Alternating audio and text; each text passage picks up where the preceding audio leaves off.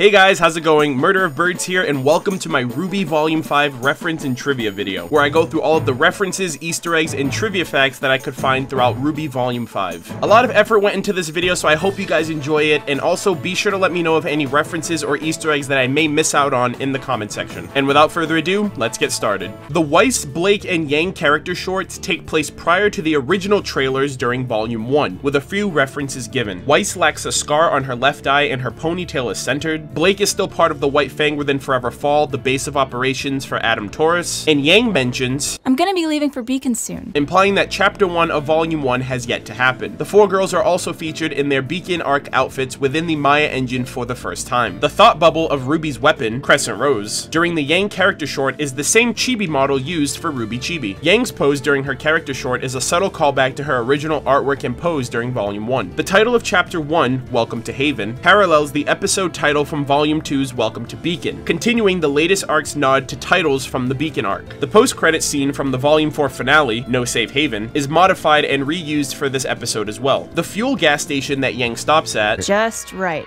as well as her brief exchange with Shady Man, is a reference to her Goldilocks inspiration. Not too bulky, not too lean, you're just right.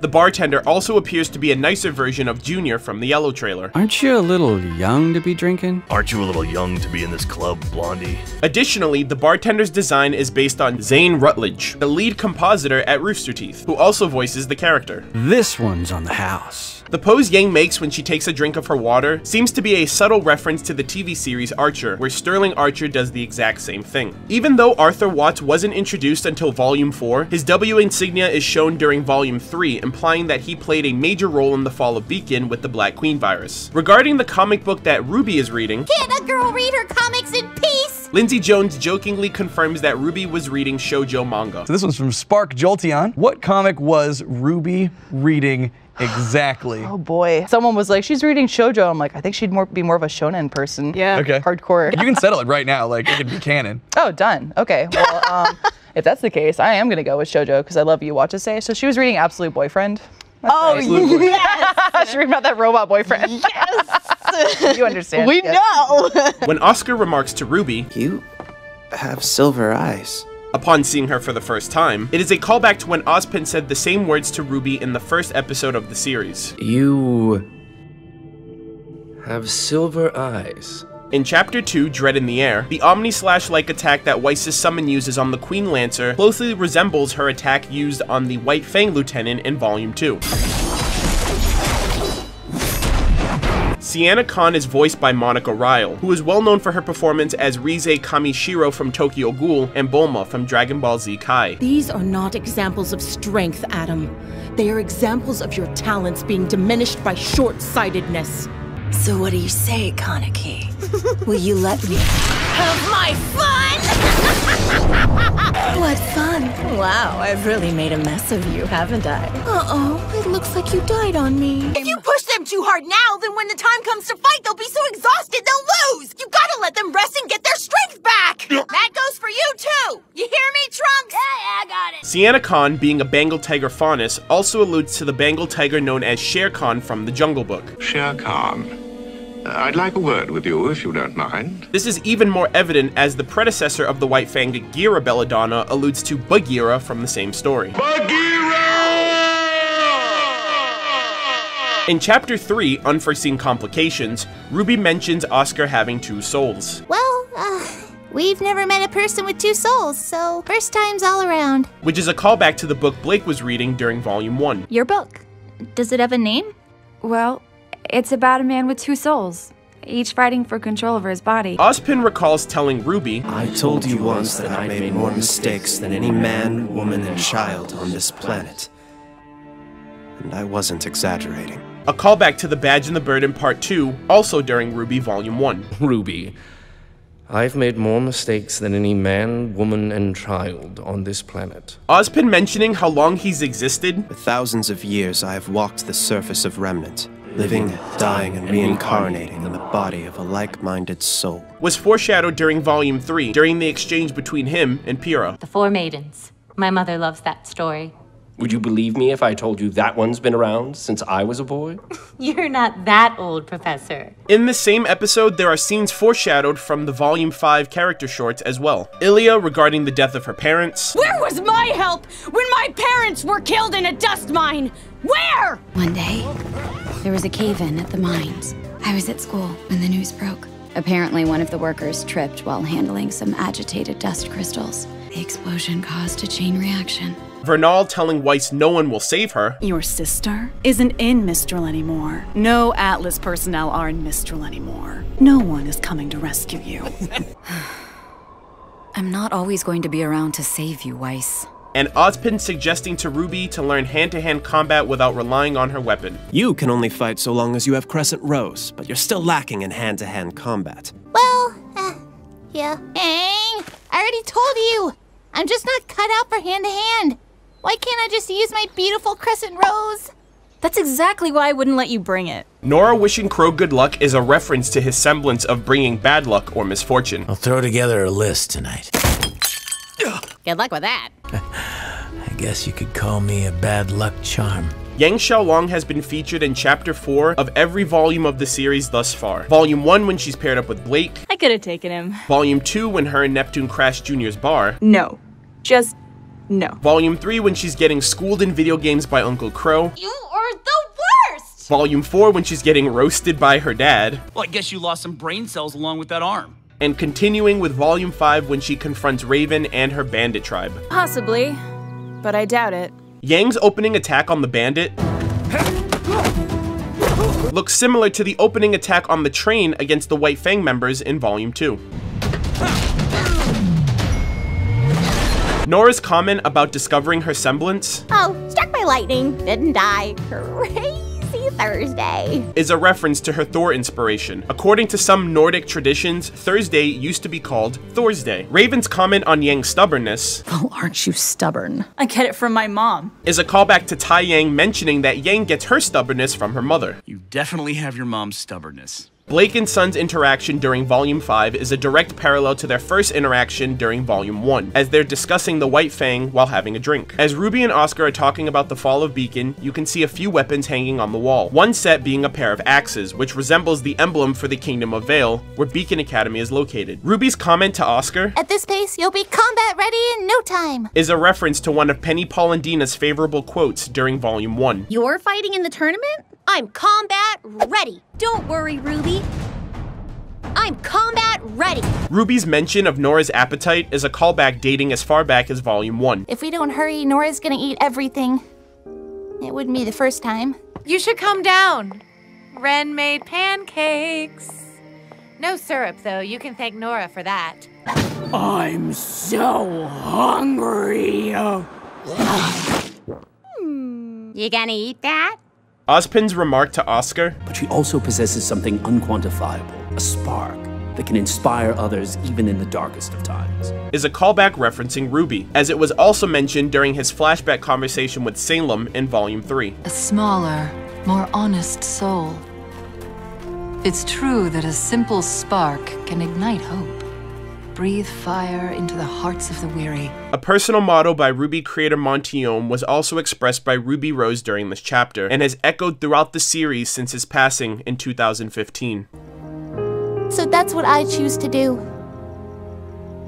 To keep moving forward. You two, you're gonna go far, but only if you keep learning. If you never stop moving forward. In the story takes an unexpected turn. A friend is suddenly gone. We can cry our lives away, but if they were here they'd say, "Go forward, you must keep moving on."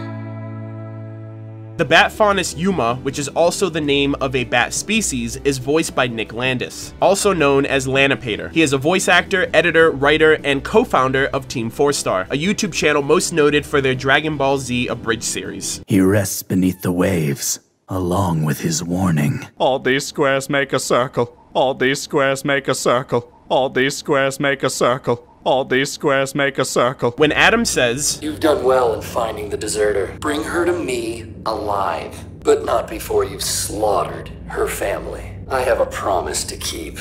it is a callback to Volume 3 when he told Blake, "I will make it my mission to destroy everything you love." The title for Chapter 6, Known by Its Song, comes from the phrase, "A bird is known by its song, a man is known by his word." It means that, just as a person can recognize a bird by its call, a person can also recognize a man by the words that he speaks. For example, a liar speaks lies. The voice of the ramen shop owner was performed once again by Nick Landis of Team 4-Star, which resembles his dubbed impressions of Piccolo from Dragon Ball Z Abridged. "You tell that jerk that he better not show his ugly face in here until he pays me the lien he owes me." Hey, Piccolo, mind if I ask you something? What is it? Are you a Yoshi? Yes, Goku. I'm a green f***ing dinosaur. One name from the mission boards of Huntsmen and Huntresses is Caroline Teal. The name makes reference to Agent Carolina from another popular Rooster Teeth web series, Red vs. Blue. Teal is a kind of blue-green color similar to cyan, the color of her armor. It's been established since Volume 1, but the reason Weiss didn't touch the T when Raven said, "You know you two haven't even touched your tea," is because Weiss actually doesn't like tea. Similar to RWBY, Weiss prefers coffee while Blake prefers tea. I think I've had enough fighting for 1 year. Ditto. Coffee? Tea. Hot coffee, Miss Schnee? I always find he keeps his study dreadfully cold. Can't fall back asleep. Me neither. Well, fortunately, coffee exists. Though not a confirmed reference, Weiss's response, It was crazy. We have dust, semblances, but, I mean, there's no such thing as magic. can be seen as a direct parallel of Vernon's response to Harry from the film Harry Potter and the Sorcerer's Stone. What happened? I swear I don't know! 1 minute the glass was there and then it was gone. It was like magic. There's no such thing as magic. Raven's unkindness towards Yang is a reference to a term used to describe a group of ravens, which adds up since Raven also has the ability to shapeshift into a raven. If you side with your uncle, I may not be as kind the next time we meet. You aren't kind this time either. The first words Yang says to RWBY during their reunion, "I love you," is a response to Volume 3, when RWBY says the same thing to Yang but doesn't get a reply. I love you. A few callbacks from Volume 4 are mentioned during the dinner scene of Chapter 7, centered around Jean losing the map, the Kuroyuri battle, and Weiss summoning her Borbatusk. How do you lose your map at a time like that? You should have seen this guy take a giant Grim head-on! Did you see Ren during that fight? He was out of control! Yeah, right in the middle of the party. Please tell me you let that lady have it. Of course not, even if I did really want to. While not an intended reference, one of the dishes served at the meal is connected to Ren's name. The serving plate in front of Weiss had a vegetable called renton, or lotus roots, named because of the flower-shaped pattern of holes inside of it. Weiss also makes a callback to Volume 1 when she informs RWBY that she too wears a skirt. Come on, sis! Oh, you can't lose to a girl in a skirt! You wear a skirt, RWBY. Says the girl wearing a dress. It's a combat skirt. Yeah!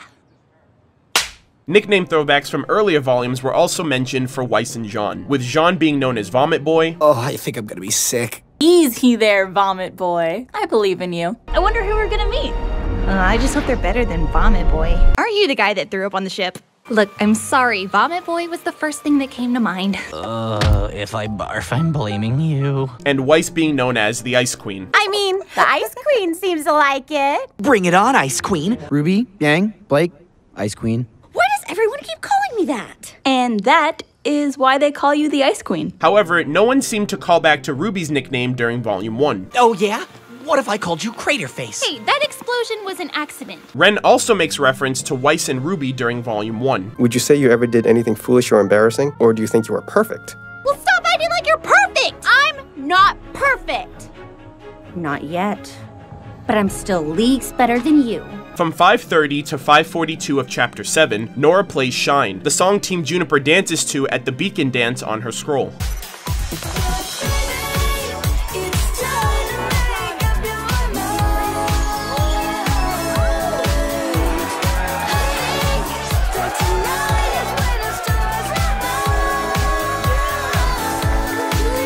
Ozpin's emblem is framed on the clock in Chapter 7, likely a reference to his association with time and living for thousands of years. Ozpin's ability to allow Raven and Crow to turn into birds is a reference to Hugin and Munin, two ravens from Norse mythology. These birds would travel the world to relay information to Odin, the Allfather, so that he could be all-knowing. This is parallel to Ozpin, as he used Crow and Raven to gather information on Salem as well as the maidens. I required assistance in gathering information on Salem's plans, as well as searching for maidens when their hosts became unclear. Hugin and Munin are also referenced as far back as Volume 2, Chapter 6, with a passage of their poem on the blackboard which reads, Hugin and Munin fly each day over the spacious earth. I fear for Hugin that he may not come back, yet more anxious am I for Munin. This also confirms that Ozpin is not only a reference to the Wizard of Oz, but also Odin, the Norse god. Yang's boop to RWBY in Chapter 8 is a callback to the original boop of the series from Nora to Ren in Volume 1. Boop.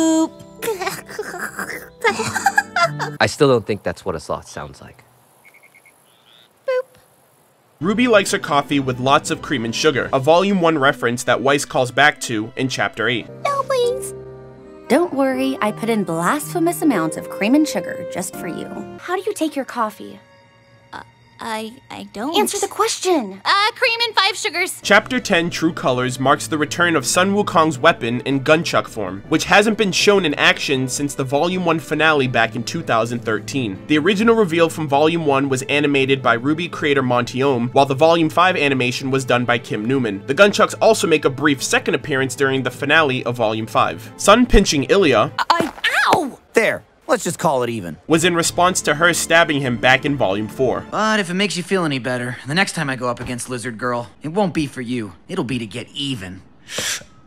Blake mentions, I think I know a ship captain who owes us a favor. Which is a callback to Volume 4 when she and Sun helped the captain defeat the Sea Dragon. Crow and Raven may be twin siblings, however, in Chapter 11, it is confirmed that Crow is in fact the younger sibling of the two. You've been scheming, little brother. Mercury mentioning to Yang, Hey there, Blondie. I'm thinking you owe me an apology for my leg, don't you think? Is a callback to Volume 3, Chapter 6, Fall. My leg! My leg! That's what you get, you little... Huh? Yang Xiaolong, stand down! Leonardo Lionheart alludes to the Cowardly Lion from The Wizard of Oz, based on his name, faunus characteristics, as well as his cowardly demeanor towards Salem. I'm helping her for the same reason you are. I'm afraid. Coward. Why, you're nothing but a great big coward. You're right, I am a coward. The fight animations for Ren and Nora vs. Hazel, as well as Yang vs. Mercury, were reused from the Volume 5 opening, but from a different angle. RWBY's flashback of Cinder killing Pyrrha was also reused from the Volume 3 finale. Verve, a multi-channel streaming service, promoted a Volume 5 advertisement showing the W representing Weiss being slashed through. This could be seen as a subtle foreshadowing for what eventually happens to Weiss during Chapter 11. Hazel and Gretchen Reynard are based off Hansel and Gretel from the Brothers Grimm fairy tale, with a twist of if Hansel lost Gretel. She was only a child! She wasn't ready! Hazel's use of dust infusion is a first for the series, as it was first referenced back during Volume 2 in the World of Remnant regarding dust. Such as weaving it into clothing, or even fusing it directly with their own bodies.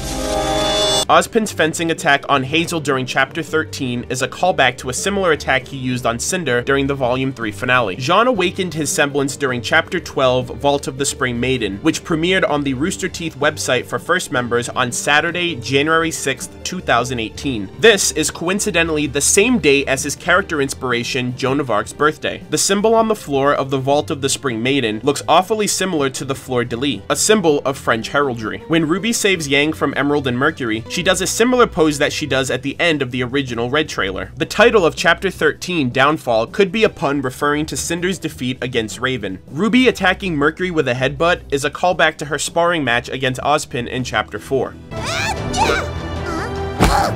The next time you want to throw a left cross, remember to push off with the appropriate foot. After Nora questions Jean about running out of aura, Jean responds with, Pyrrha once told me I've got a lot of it. Which is a callback to when Pyrrha unlocks Jean's aura in Volume 1. I used my aura to unlock yours, but the energy that protects you now is your own.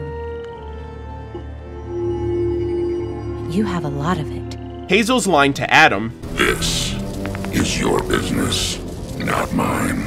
is a callback to Adam stating a similar line to Hazel after killing Santa Khan in Chapter 2. When were you planning on telling me about that? This was my business, not yours. Cinder's Grim Arm also has the capability of siphoning maiden magic, which could also be a reference to the Grim Glove from the Volume 3 flashback. After being reunited with Blake in Chapter 14, Ruby calls out, "Checkmate!" which is a reference to the team attack of Weiss and Blake that was first expressed in Volume 2. Checkmate! Yang's advice to Ruby, "You're not always going to be able to run away from your problems, though. Sometimes you just have to stand your ground and fight, no matter what." seems to reflect on her opinions of Blake and Raven, who typically run away from their problems. You don't know the first thing about strength. You turn your back on people. You run away when things get too hard. You put others in harm's way instead of yourself. I'm not like you. I won't run. Yang making direct contact with the Relic of Knowledge could be a reference to her also being the first on-screen character to retrieve a relic during the initiation in Volume 1. How about a cute little pony? Sure. Adam overlooking Hazel, Emerald, and Mercury from the tree could be seen as a parallel reference to Blake, who shares a similar stance during the Volume 1 intro. And lastly, Blake and Ruby's interaction is a parallel reference to Ruby and Yang's interaction during the original Yellow trailer back in Volume 1. So Blake, what are you doing here? I was gonna ask you three the same thing. That's a long story. Yang? Is that you? Oh, hey, sis! What are you doing here? It's a long story. So those were all of the references, Easter eggs, and trivia bits that I could find within RWBY Volume 5. I really hope you guys enjoyed this video. This took so much time to put together, and I really enjoyed it every step of the way. If you guys did enjoy it, please be sure to let me know your overall thoughts in the comment section. Be sure to thumbs up the video and subscribe if you like content like this. And thank you guys so much for watching, and I will see you all in the next video. Take care.